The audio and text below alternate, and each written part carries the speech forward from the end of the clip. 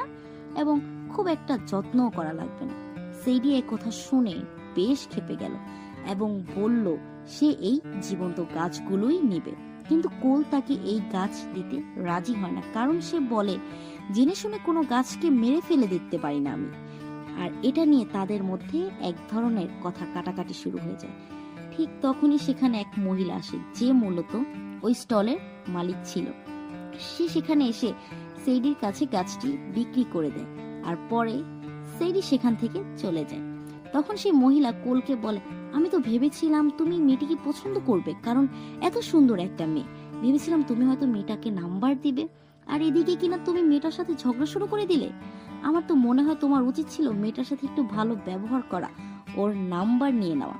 এটা কোল শোনার পর তার মধ্যে একটা আলাদা অনুভূতি ফিল করতে থাকে।